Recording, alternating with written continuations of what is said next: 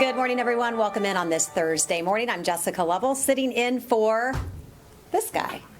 Dr. Stephen Stites, our Chief Medical Officer, is joining us in spirit, so he's never too far away. He does have his mask on since we're not 6 feet apart, but I think we're pretty safe. So anyway, so the Royals sent this over. So I think this is the one, this is the cutout that sits behind the mound, right? Am I saying that right? Yeah, well, just in the home plate. Thank you. Got to get my baseball lingo down. So some of you probably have seen this, but anyway, it came just in time because I had to sit in for Dr. Stites. So we're going to keep him down here. He's kind of got my back today, so we'll bring him back out later. So anyway, so thank you so much for being here with us today. Of course, we are, as always, joining you from inside the Dolph C. Simons Jr. Family Broadcast Studio. And also with us here today is Dr. Stephen Lauer. And joining us in Studio B via Skype is Dr. Danielle Johnson. And of course, Dr. Dana Hawkinson, our Medical Director of Infection Prevention and Control. So we're going to talk about the numbers, and we're going to talk a little bit about students going back to school. But what do you got for numbers today? Yeah, so the numbers are about the same as they were the last couple days. We have 32 patients in-house who are under active infection.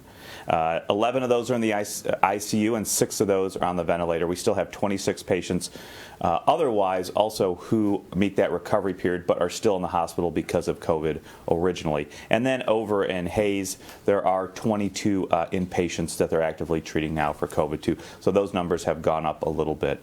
Again, we would prefer in the 15 to 20 range for patients, and actually no patients.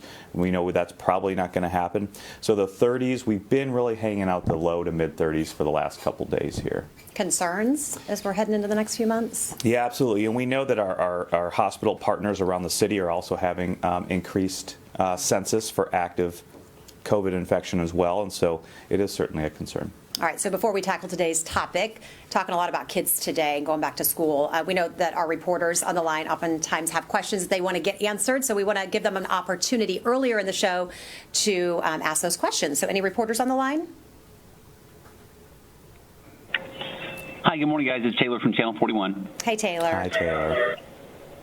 So obviously the president making news yesterday whenever he called the medicine that he's taking, he specifically mentioned the Regeneron drug or vaccine there, a cure is what he called it. He said some are calling it therapeutics. He said, I call it a cure.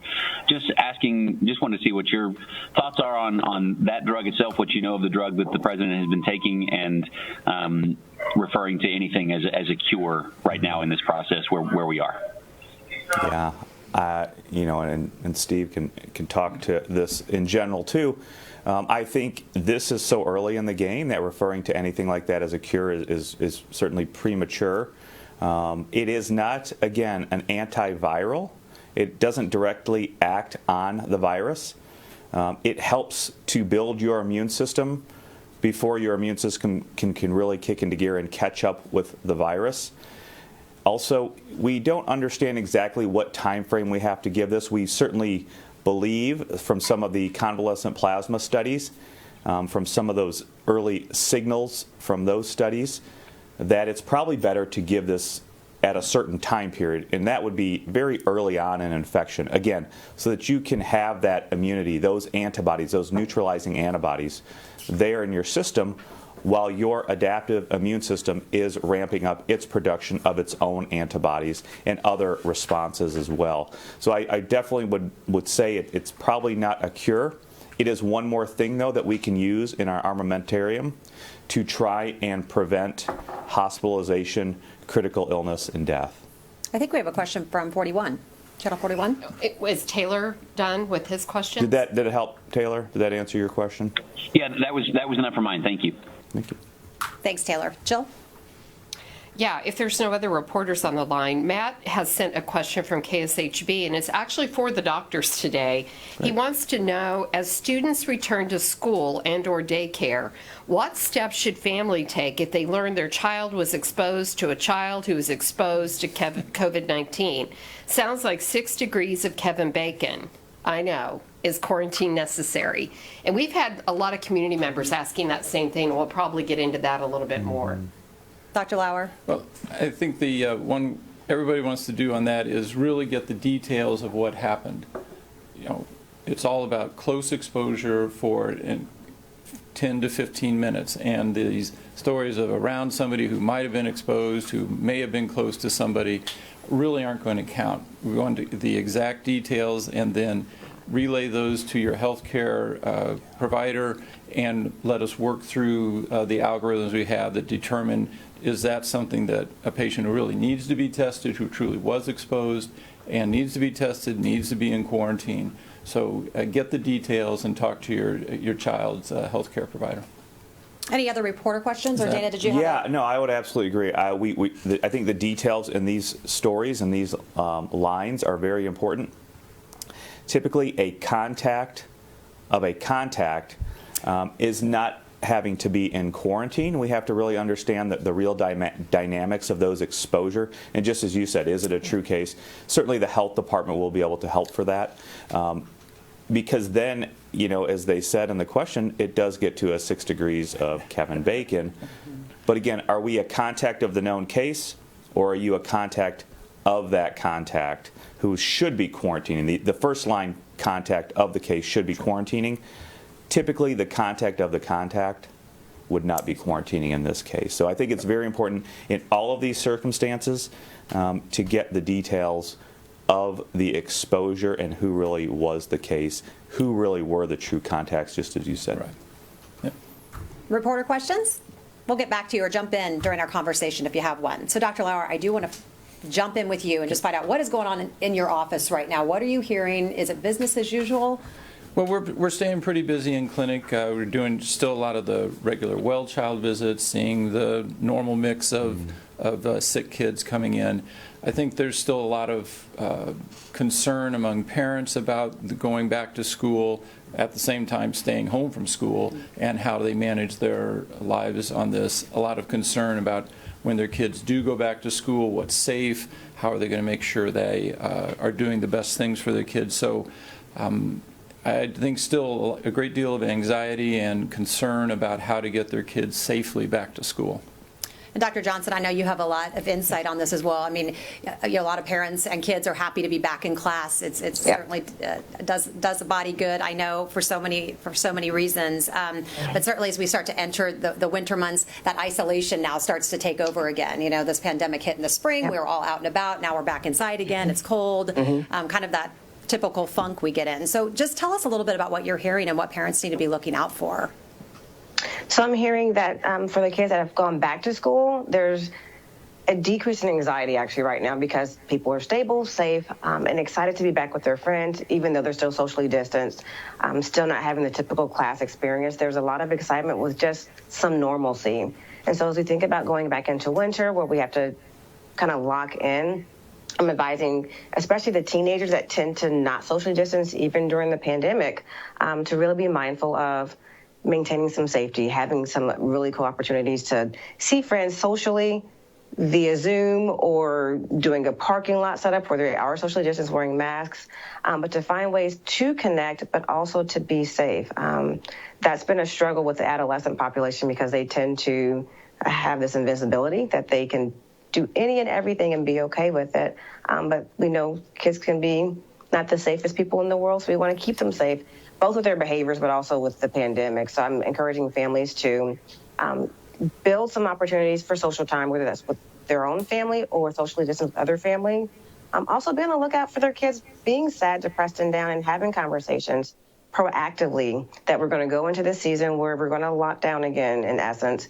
And so what are the signs that we should be looking for? And to have that conversation with your adolescent, your child, about if they're sad and withdrawn, if they seem tearful or irritable, if they're just not interested in things they're normally interested in, if their appetite or sleep is changing, and if they have those warning signs, to ask the question of the kid, what's going on? Are you sad? Are you down?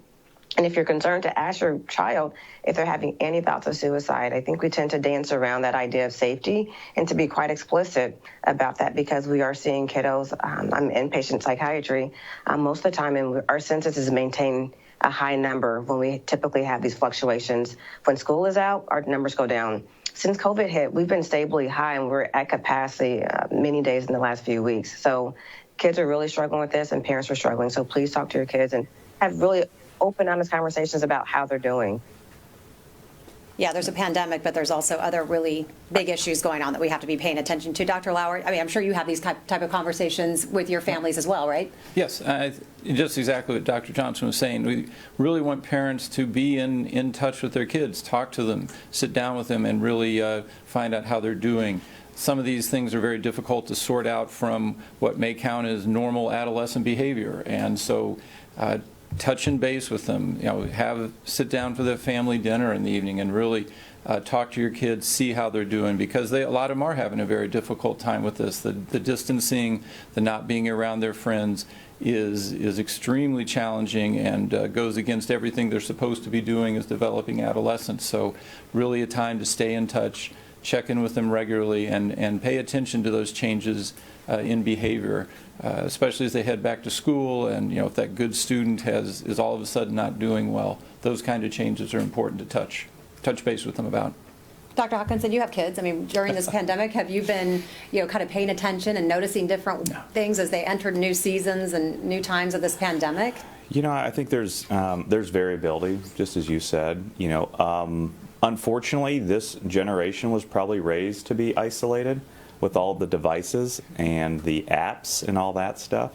But certainly it is important to get back. I haven't noticed anything specifically.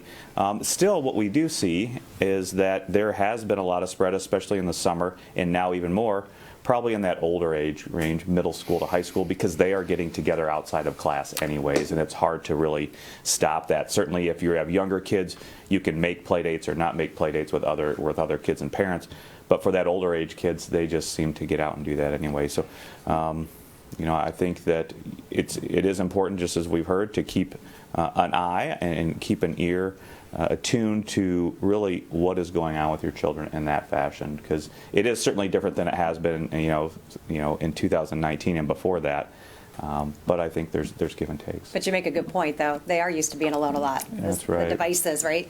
Okay, so Jill, let's jump in and get some community questions going this morning. All right. Well, one of them that Lee has is that the doctors have said you need to check, but you also acknowledge that they have mood swings. So they want to know what are specific mood signals that you might have a more serious problem. What should we be watching for? Dr. Johnson? Yeah, to that parent's point, kids are happy one minute and sometimes quite irritable the next minute. And so what you're looking for, is this their typical pattern of being, or is this prolonged? So when we think about a child having those typical adolescent ups and downs that come and go, are their ups and downs being prolonged? Are they in their room for the last 6 days, which is out of character? They're normally in the room for 1 day hibernating, but now it's been 6 days. So when you see your child having longer stretches of these mood fluctuations, that's when it's time to sit down and have a conversation, take them to their primary care doctor, if they're already seeing a therapist, to have these open conversations, as well as before you even see these signs, to say, hey, we're in a different time. If you're struggling with anything, let me know. Parents, we're always here for you. So even before you see mood fluctuations, to let them know that this is a chaotic time, and if you have difficult feelings, let's talk about it. And so you are then normalizing the fact that they may have some struggles. Dr. Johnson, I do have a quick question, though. If there was one question a parent should ask their kid, and I'm probably talking more of like a teenager or preteen, what's that one open-ended question that you would suggest that parents ask their kids to really try to get a conversation going? Something I ask kiddos often is, what are you struggling with? What's your struggle right now? And that lets them go wherever their struggle is. That can generate more conversation about why struggle with that thing that they're struggling with, how is it impacting them. But when you ask them what they struggle with, you get their perspective of their struggle. As parents, we often may say, well, they're struggling because of X. Well, their perception is different than our perception. So to ask them, what are they struggling with? And then ask the whys and the hows and kind of dig deeper that way. Jill?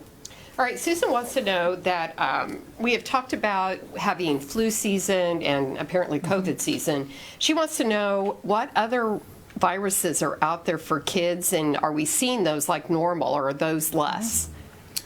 And say, well, all the other viruses that have always been there are still there. So RSV, rhinovirus, adenovirus, all of these are still out there, and we expect that, just like every year, that those will start to rise in the number of cases. As we get to winter, people are back inside, more kids in school. So those are all going to be there. Their symptoms overlap with COVID, and so there's going to be real challenges especially as schools get back to in-person and we get to winter, of sorting out which thing is which. Are people getting their flu shots? Are parents, or are they holding off or reluctant?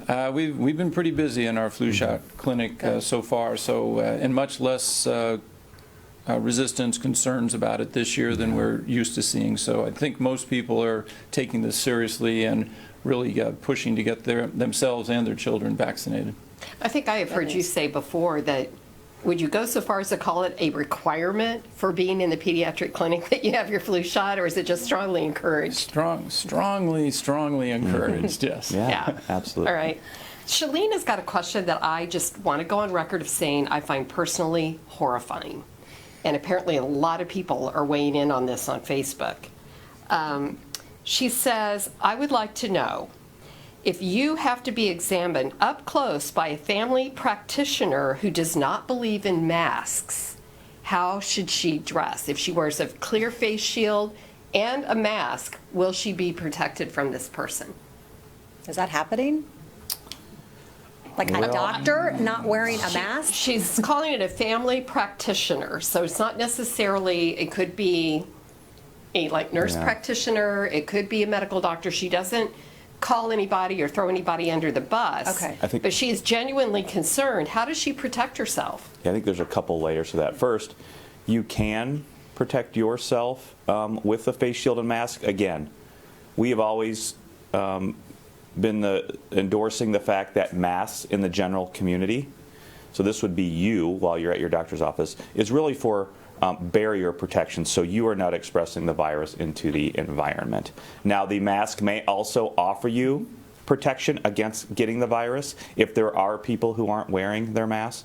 The face shield will also offer protection, especially for the eyes, the face shield or goggles, but you need both of those. The second level to that question is, you are going to a medical practitioner now who is not prescribing or subscribing to the overwhelming majority of the medical data that shows that masks actually do protect you, especially if both parties are wearing masks. We have this on individual levels with the MMWR reports of the hairstylists who did not infect 140 of their clients. We have this on the population level, where they've seen that countries and communities that wear masks and have the distancing stop the spread of the disease, stop hospitalizations, sorry, not stop, but certainly decrease the spread of the disease, decrease hospitalizations, and decrease deaths. So I would be concerned that what other practices in that medical practice are not aligned with common, even just common medical knowledge and medical practices. So I would really maybe think about finding other health practitioners or health teams. I don't know if you have anything to add to that.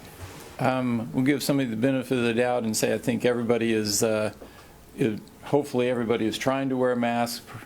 Occasionally we've been known to forget, and so we try and in our own practice have remind ourselves if we see somebody not wearing their mask, not washing their hands, bring it up, ask them. But otherwise, yeah, that would be a very concerning situation to me. Joe? Well, and I think that Dr. Johnson, here's a similar question, and maybe Dr. Johnson has some actual words that we can use, but Renee wants to know, what do we do if no one at our job will wear a mask? It's only me and one other person that wears them, and I'm concerned for my safety. What do I say? Yeah, Dr. Johnson, because it's so polarizing. I mean, you know, what do we do? We've talked about all these different scenarios we could be in. What advice would you have? You know, I've had that actually happen to a colleague of mine that was in a similar situation where the other person wasn't wearing a mask, and we talked about it after hours. And I asked my friend the question of, did you ever think to just say, I noticed you're not wearing a mask, is everything okay? A very non-defensive approach to this, because this is very polarizing and become a much bigger polarizing issue than it probably should be. But to ask that person, is everything okay that you're not wearing a mask? I notice you're not wearing one, and is it okay? For that person to get feedback of why the other person chooses not to wear a mask and to have better insight. And so then the conversation can go on. I'm really nervous about you not wearing a mask because of my own safety. And what can we work out to keep each other safe? And really approach it as neutral as possible, but also letting that person know that you're concerned about their safety as well as your own, and how can we get to some kind of agreement to keep each other safe?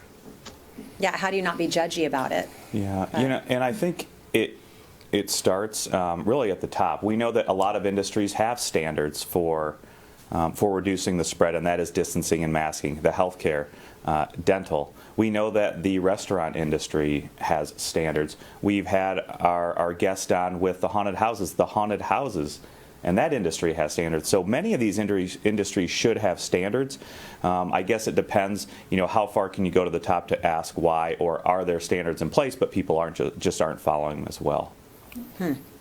That's a tough one. Okay, so Adrienne said that she did not get to see the Rose Garden event that is supposed to now being dubbed a super spreader, but she said it was outside, so what behavior did they do that would make that a super spreader event? She said she didn't get to see it. So. Yeah, I've only seen pictures. I haven't seen anything about the whole process. We know that certainly outside in the Rose Garden, they were, seated pretty close. But we also know, I think later is when they went into the Oval Office, and there were a number of people who were in that area as well who are now positive.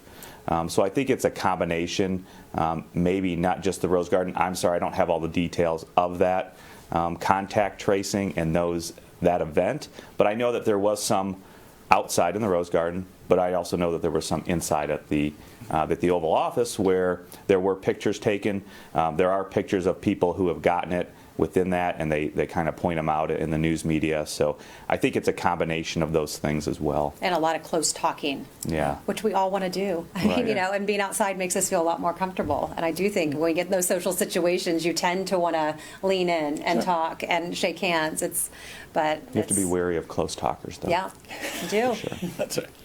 All right, so Jamie and Mike have the same question. Apparently, they have gone to get a COVID test and have been offered a swab that looks more like a Q-tip, and have been asked to put it themselves up their nose, and they're wanting to know if that's really going to be effective. What's the efficacy?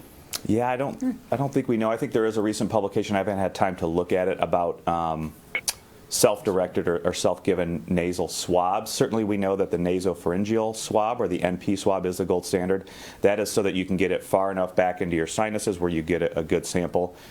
That nasal swab is probably the anterior nares, or the anterior part of the nose. I really don't know the data on that. I would suspect it's probably not as sensitive as the gold standard NP swab, but I don't have all that information. I think there has been some recent publications on self-given nasal swabs. Are you familiar with that, Dr. Lauer? I think it also gets exactly what tests are they running. Yeah, people have to, as the market is going to be even more flooded with different kinds of tests, looking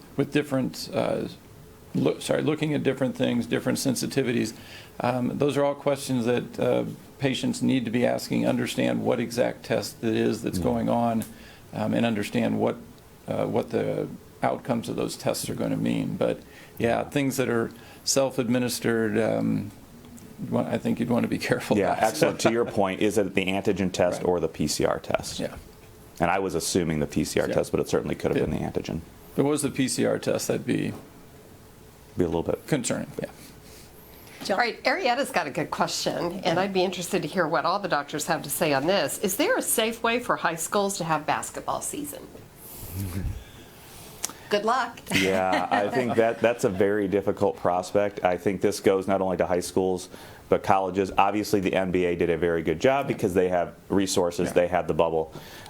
In the general population, I think that having a basketball season certainly poses many more risks and higher risks than outdoor sporting events like football or baseball or soccer, things of that nature. And I think by the time we get into basketball season, with the way that it is spread now, and the spread of the disease now, which is more than it has been, it's probably going to be more prevalent in the community as well. Right. So I think it is a very dangerous prospect. It is certainly more risky than having the outdoor sports season like you're having right now. Dr. Johnson, I mean, it's tough because, I mean, we want to be safe, but, there's nothing like getting kids back to activities and, socializing. How do we find that balance? That's a great question. And so in that balance, I think we need to get our kids together in some way. So what games can we play outside? That's fun and engaging. And so I've got little ones, and so they've been able to get together with friends, distance, soccer fields. And so I've heard from other parents that they've had their kids make up games. The kids are the generators of the games that they develop with their own friends outside. And so some of it looks kind of like hockey, or some of it looks like dodgeball or kickball, but having your kids be involved in the process of finding some things to do, socially distanced outside, that they can still connect with others, playing tag, but finding these really novel ideas of doing something together with kiddos, because the kids I see inpatient, they are really struggling with the social isolation. They are struggling with hybrid learning. Some kids that are very anxious are loving hybrid or remote learning, because if they're socially anxious, they don't have any triggers to their anxiety because they're home and they're safe. But for the vast majority of kids, they want to be out in school, seeing their friends, doing normal middle adolescent activities at school. So I think if we can be creative and novel in some of these approaches to find some ways to have our kids connect, we can get to this season, I think, much safer and healthier. And I think, to be fair, volleyball is going on right now. I think but those are different dynamics than basketball, and it also depends how packed is the gym, how many spectators are there. I think a lot of the volleyball players, but again, I don't know this for sure, are wearing masks when they play. I think that's a lot more difficult doing basketball, as you are sweating more. You are having a lot more exertion for a continued amount of time. So I think comparing it to volleyball is a little bit different because the dynamics of that sport are different as well. Dr. Lauer, you probably get this question all the time. Well, one of the ways I think we can get at this is involving the adolescents in this discussion. Last time I checked, one of the best ways to get an adolescent to do something is tell them not to do it. So I think it's going to be a combination of involving them in setting the rules about how this can be done, how they can be involved in these activities, but also making clear that this is just going to be a different year, and there are things that just aren't going to happen the way they did last year, and hopefully not the way they happen next year. Jill? Yeah, Monica has a question. She said early in the pandemic, you guys said Marillac saw their census drop dramatically, and there were concerns that kiddos were missing help. She wants to know, what's the census now? Dr. Johnson? Back in session. Our census, so we're capped right now. Our census cap is 42, so we can have single occupancy. We were at 42. We actually hit overcapacity last week. So we have been maintaining upper 30s, low 40s consistently for weeks now. So our census dropped, I think, early on in March. There was some fear about, can I send my kid there? Can they be safe there?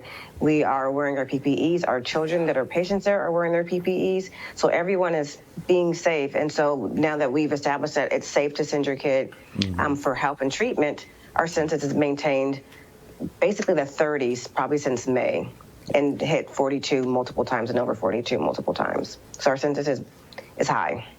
Dr. Johnson, I know when we talked many months ago, there was a concern that the census was low. Normally you would say a low census might be good news this time of year, but back then it was because you were afraid people weren't getting getting their needs taken care of, and that was really, really concerning for you and your team. So now that it's, I hate to say when the numbers are back, what does that tell us? I mean, is that, you don't want to say good news, but we know that people are getting access to the right care. So help us understand what that means. So in one regard, it is good because we know kids are getting the treatment that they need, but that also speaks to the emotional impact that 2020 is having.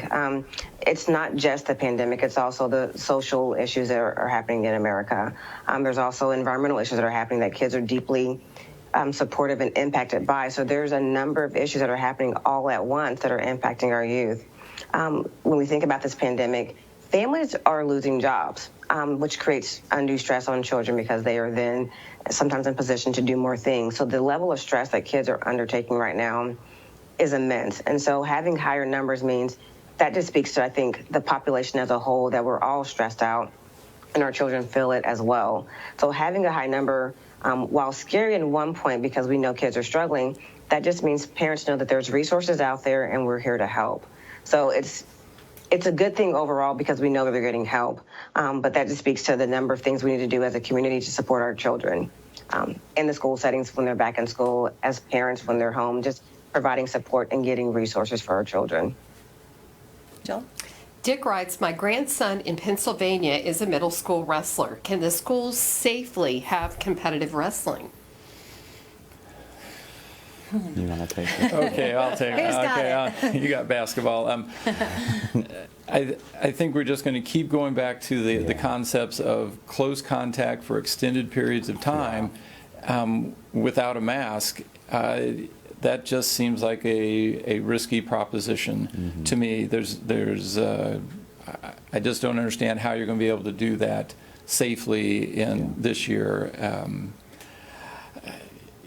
mean, So again, I think that I'd say, the way the NBA model where you isolate everybody and you have complete control of the players, I hope, and all that's, you're testing a lot, perhaps you can do these things. Short of that, I just think it's going to be really challenging, and coaches and the players or competitors in all these sports are going to have to get really creative how they maintain their skill sets and stay up to date without engaging in some of these competitive practices that are really going to be risky.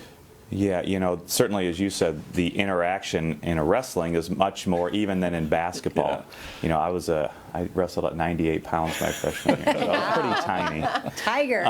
That's right. I want to see a picture of that. Right, but actually, and then the quarantine. So you're talking about quarantining. There's such close contact, and you have different weight classes, wrestling with a couple different weight classes. So you are going to be able to quarantine and take out a whole team pretty quickly if there's one exposure event within that time frame. So I think it's important to understand what are the infection dynamics in that local community, what is the spread in general around our community, but again, it is kind of more of a risky, dangerous proposition, and I'm not sure what the school districts are going to say once it comes to that, but you just have to understand there is a higher level of risk for the individual who is ill, but also for the team and the exposure to that team.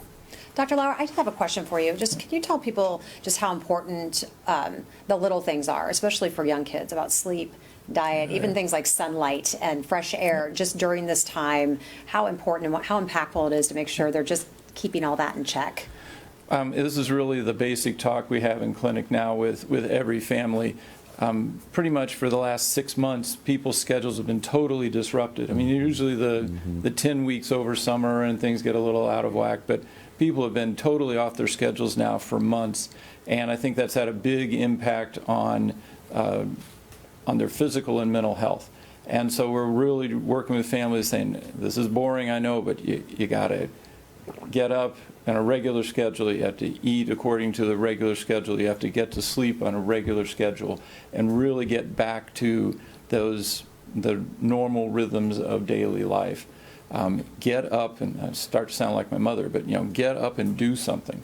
And that has a lot to do with their mental health. Just everybody laying around is not good for anybody. So we're really working on and trying to, schedules up, eating well, getting some exercise, and getting to sleep on time and getting enough sleep. Those schedules are just totally shot now for many families for lots of good reasons. But I think one of the best things they can do heading into winter time now is to get back to those and really try and establish some rhythms to their lives that help everybody stay healthy. Not always easy to do. Could you please come over to my house? We acknowledge that one and say, I'm not there, but we know this is going to help. All right. Jill? One last question? Okay. All right. So Mary says, my granddaughter tested negative after a close contact with a positive person. She quarantined for 7 days, and she was retested, now positive. She is asymptomatic, though. How long does she have to stay in isolation? Yeah, great question. So this goes back to, again, a couple different levels to this question. The CDC does recommend testing of contacts, close contacts, but there's not a lot of guidance as to when to test. We would probably recommend testing at 5 to 7 days. It sounds like maybe that's when she was tested. But that negative does not negate your quarantine. That does not let you get out of quarantine. And for a good reason, as we saw now, you were tested again, and it was positive. So really, you would have to be isolated, not quarantined, but isolated 10 days from that positive test. If you develop symptoms within that 10 days, then you have to isolate 10 days from that symptom onset. It does get very difficult, but just understand that now you have COVID or SARS-CoV-2 infection. Monitor for symptoms. If you don't develop any symptoms 10 days after your positive test, then you should be able to get out of isolation. If you develop symptoms within that 10 days, then you should isolate another 10 days from that symptom onset. So again, I think most important in this story, that is why we have to quarantine for 14 days, because you can test negative and then later on test positive. And that's probably the most important point from this question. All right. So we're going to get our final thoughts. Dr. Lauer, Dr. Johnson, thanks so much for being with us this morning. Dr. Johnson, just your final thoughts. What do you want to send us out of here with today? What do you want us to know? For everyone, adults and kiddos, to take care of ourselves. As Dr. Lauer said, that schedule is really important. And for the kid population, making sure that the kiddos get choices of what they do in their day to make their day not be a Groundhog Day where it looks exactly the same. And as we go into Halloween season and Thanksgiving, thinking of some really cool ideas now before the season hits of how you want to create these new routines, rituals, and traditions around the holidays, because they're here and they're going to look different. So be thinking now about what you want to do, what traditions you want to maybe shape or change or alter, or what new traditions you want to bring to this season that's coming upon us. Dr. Lauer? So we understand everybody is tired and worn out from all of this. The reality is it's not going away for many more months. And yeah, I think the important one here is for people to get creative. We've got to decide how we're going to do things, not just say we can't do things. So let's figure out how you can do Halloween or Thanksgiving or the rest of the holidays in a safe way, adjusting to the rules, the things we know make us safe, which is wash your hands, wear a mask, socially distance. Well, this must really feel like Groundhog Day to you. Yeah, I mean, hey, we got to give a couple references today: Close Talkers and Groundhog Day, both of which are classics for them. Again, we are moving into influenza season. We don't see a lot of influenza right now. We hope we won't, but certainly continue to go out, get your influenza vaccine, whether it's at your clinics or your local pharmacy. And hopefully, we also think there are other respiratory viruses that are circulating. It's going to be difficult moving forward how to know, is this just a common cold, or is this influenza, or is this COVID-19? We will try to navigate through this and help you navigate through this as we move forward with the ability to test and access to testing. But it will be difficult because a lot of these symptoms do overlap. So. All right. Thank you all for being here. Okay, so tomorrow we're going to catch up on all those great questions that so many of you send in throughout the week. So Dr. David Wild, he's our VP here at the health system who tracks all of our COVID stats. So he'll be part of this conversation tomorrow. We'll look at those numbers and answer your questions.